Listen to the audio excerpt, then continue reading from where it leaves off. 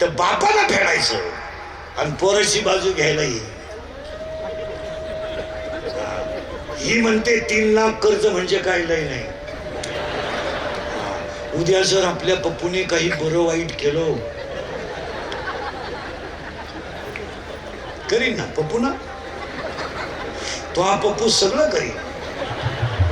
काय करायचं शिल्लक ठेवलं तिथं पोराला. त्याच्या पुढचा एक वस्तुस्थिती खरी का खोटी बोला. मला शिव्या द्या पण खरं आहे का खोटं सांगा. आता पुढचं ऐका. आता 10 मिनिटं कीर्तन थांबवतो मी. तुम्ही माझ्या पुढे 100 पोरं उभे करा. तुम्हाला मी 93 पोरं दारू पिणारे दाखवतो. बोला काय मत आहे तुमचं. तुम्ही तर काहीच बोला.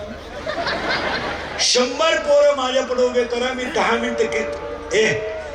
मिनिटं कीर्तन थांबवतो. 93 पोरं दारू पितात.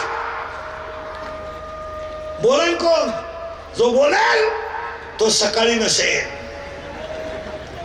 बोलायचं नाही. दारूवर बोलायचं नाही. जुगारीवर बोलायचं नाही. भ्रष्टाचार शब्द सुद्धा कोणी बाहेर काढायचा नाही. काढला का त्याचा दावाच. त्याच्या पुढचं ऐकलं डोकं बंद होईल तुमचं.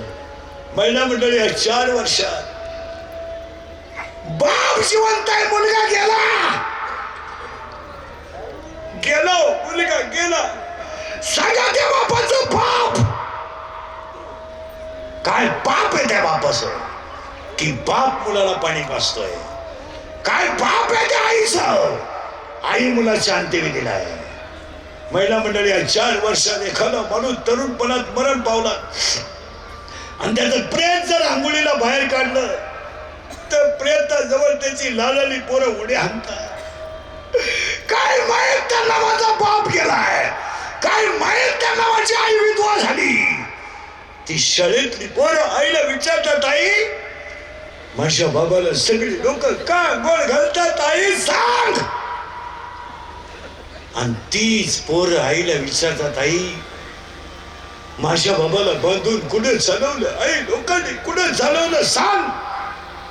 आणि तेच प्रेत पेटवल्यावर सगळी लोक रडतात आणि ती शाळेतली पोरं हसतात.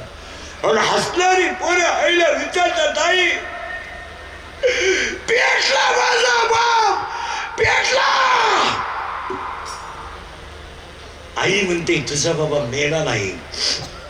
तुझा बाबा देवा घरी गेलाय. ते पोरग पाठ करतो सगळ्यांना सांगतो माझा बाबा देवा घरी गेलाय.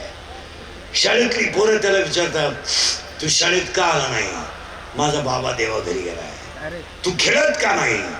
माझा बाबा देवा घरी गेलाय. स्वयंपाक झाला नाही. शाळेतली पोरं डायरेक्ट सांगतात तुझा बाबा देवा घरी नाही गेला मेलाय तुझा बाबा. ते पोरग घरी येत त्याला आईला म्हणत आई मेलाय माझा बाप मेलाय मेलाय. या 3 वर्षात तिसरीचं पोरग बापाच्या दाव्याला आहे. या 3 वर्ष स्तनातली दूध पिणारी पोरं बापाच्या दाव्याला आहेत. आणि या 3 वर्षात पोटातली पोरं बापाच्या दाव्याला आहेत. बोला तुमचं काय मत आहे. कसायला काय देणं आणि दारुड्याला मुलगी देणं सारखीच गोष्ट आहे. इतकी नालायक आवडा ते दारुड्यांची महाराज. इतकी नालायक. भांडे विकून दारू पिणारी लोक आहेत. भांडे विकून लुगडे विकले आणि बायकांचे लुगडे. दळायला गेला दळणच विकलं. दळण विकलं दळण. आणि बरेच लोक म्हणतात बा मुलींची संख्या कमी आहे आणि मुलांची संख्या जास्त आहे. तसं नाही आहे. मुलगी देण्याच्या लायक पोऱ्याच नाही त्याच्यामुळं घोटाळा आहे. मुलीला क्वालिफाईड पोरगा कुठे कुठे पोरगा कुठे पोरं कुठे आहेत. करा निरीक्षण. तुम्हाला बायको द्यायची. अरे मिशा फुटल्या नाही नालायक हो तुम्हाला. तुम्ही 90 हाणता तुम्हाला मुलगी द्यायची. तुम्हाला द्यायची ना. आता हे 2-3 जण आहेत. तुम्हाला मी इथं बायको देतो. आता तुमच्याकडे काय मला सांगा. सांगा हा विनोद आहे का. जर कीर्तनात बसलेल्या कोणाला वाटलंच महाराज दारुड्याला लईच वाईट बोललाय त्याला परत ह्या गावात बोलवायचं नाही. त्याला म्हणा बघतो तुझी बहीण दारुड्याला घेऊन पाय मग कळेल तुला काय भानगड आहे.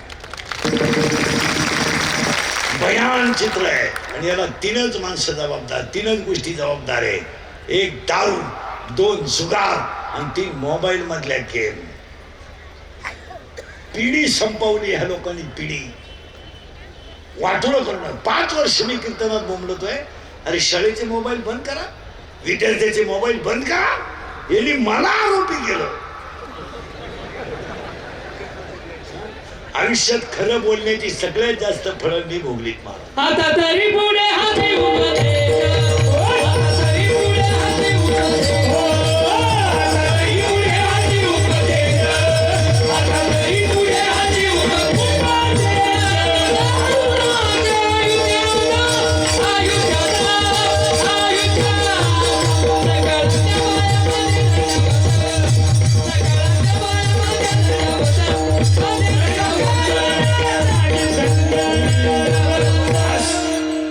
ती लाईट चालू झाली माहिती कॅमेऱ्यातली.